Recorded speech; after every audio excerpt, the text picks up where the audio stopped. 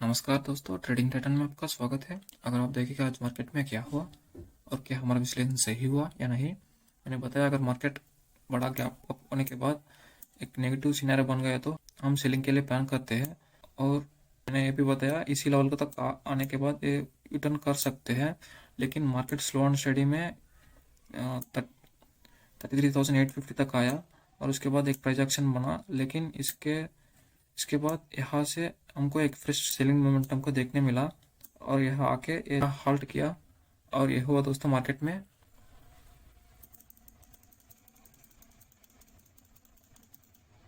चलो ठीक है दोस्तों, अब हम डेली चार्ट देखते हैं, हमको एक लर्निंग पॉइंट मिलने वाले हैं।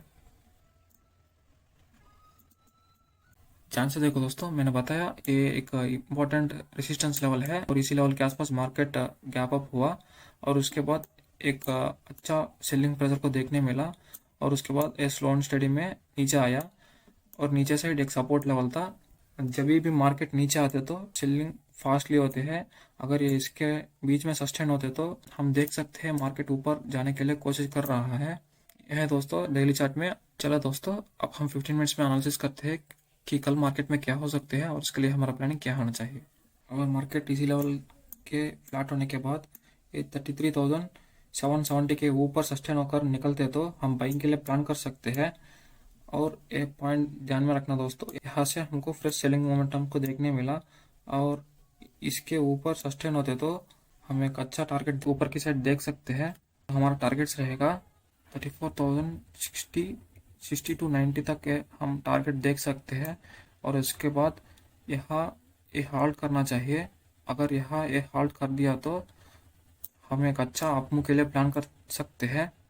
अगर इसी लेवल पर आने के बाद एक अच्छा नेगेटिव इंडिकेशन मिला तो हम तुरंत इसके नीचे शॉर्ट कर सकते हैं और हमारा टारगेट रहेगा इसी स्विंग के आसपास। हम देख सकते हैं लगभग 33,950 तक हम टारगेट रख सकते हैं। या अगर इसी लेवल के आसपास फ्लैट होने के बाद 33,770 750 के नीचे निकलते हैं तो वेट करते हैं। अगर इसके नीचे सस्टेन होते तो हम सेलिंग के लिए प्लान कर सकते हैं। हम वेट करना पड़ेगा इस स्विंग के ब्रेक करने के लिए और इसके नीचे निकलते तो हम एक अच्छा टारगेट नीचे की साइड देख सकते हैं और हमारा टारगेट्स रहेगा 33,650 और उसके बाद ये स्विंग को हम देख सकते हैं लगभग 33,600 590 तक हम देख सकते हैं। और इसके नीचे प्राइस एक्शन के हिसाब से हम ट्रेड कर सकते हैं नीचे साइड या ऊपर साइड। ये हो सकते हैं दोस्तों अगर फ्लैट होने के बाद नीचे निकलते हैं तो। अगर ये इस स्विंग का आसपास गैप अप होते तो लगभग 33,950 34,000 के आसपास गैप अप होने के बाद अगर इसके ऊपर सस्टेन होकर ऊपर निकलते तो हम वेट करते हैं कि एक रेजिस्टेंस एरिया था। ये 34,050 से 90 तक एक रेजिस्टेंस एरिया था। इसके पास सस्टेन होते तो एक अच्छा ऊपर की साइड ब्रेकआउट देखने के मिल सकते हैं।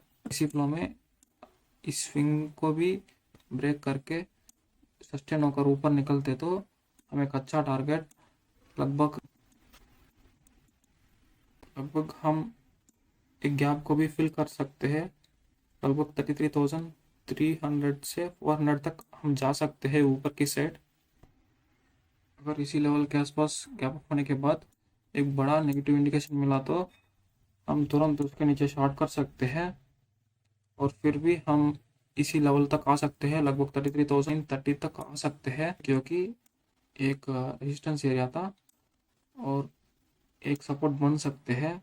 अगर इसके ऊपर निकलते तो हम फिर भी बाइंग के लिए प्लान कर सकते हैं ऊपर की साइड में और हम इसी लेवल तक जा सकते हैं। लगभग 34,060 90 60 टू 90 तक जा सकते हैं और उसके बाद प्राइस एक्शन के हिसाब से हम ट्रेड ले सकते हैं। अगर ये इसके नीचे भी सस्टेन होकर निकलते हैं तो लगभग 33,930 के नीचे भी सस्टेन होकर निकलते हैं तो हम फिर भी स्विंग को भी टेस्ट कर सकते हैं। लगभग 33,770 तक हम आ सकते हैं और इसके बाद हम इंतज़ार करना पड़ेगा। अगर ऐसे होते तो हम देखते हैं एक वेरी इंपॉर्टेंट लेवल है। अगर इसके नीचे सस्टेन होकर निकलते हैं तो हम एक अच्छा डाउन मूव के लिए प्लान कर सकते हैं और इसके ऊपर सस्टेन होकर प्रोजेक्शन बनते हैं तो हम फिर भी एक बाइंग के लिए प्लान कर सकते हैं ऊपर की साइड में। अगर हम बड़ा गैप डाउन ओपन होते हैं लगभग 650 600 के आसपास हम गैप डाउन ओपन होते हैं, हम वेट करते हैं क्योंकि इसी लेवल के आसपास एक स्विंग बनाने के बाद ही हमें एक बड़ा गैप अप को देखने मिला और इसी लेवल के आसपास हम वेट करना पड़ेगा। अगर इसके नीचे भी क्लोज कर दिया तो हम एक अच्छा डाउन मूव के लिए प्लान कर सकते हैं, लेकिन एक बॉक्स रेजिस्टेंस बन सकते हैं और इसके लिए हम वेट करना पड़ेगा। इसके बीच में ही वेट कर सकते हैं, इसके लिए हम वेट करना पड़ेगा। और इसके नीचे भी निकलते तो हम एक अच्छा डाउन मूव के लिए प्लान कर सकते हैं आने वाले टाइम में, लेकिन हम इंतज़ार करना पड़ेगा इसी लेवल के आसपास। अगर इसी लेवल के आसपास गैप डाउन ओपन होने के बाद पर फिर भी 33,680 के ऊपर निकलते तो हम ऊपर बाइंग के लिए प्लान कर सकते हैं और हम एक स्विंग का भी टेस्ट कर सकते हैं।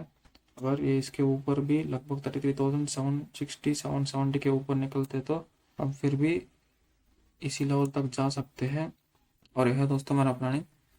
अगर आपको कंटेंट अच्छा लगा तो एक लाइक ज़रूर कर लो, अगर आपके मन करते तो सब्सक्राइब कर लो। मिलते हैं अगले वीडियो में। Thank you.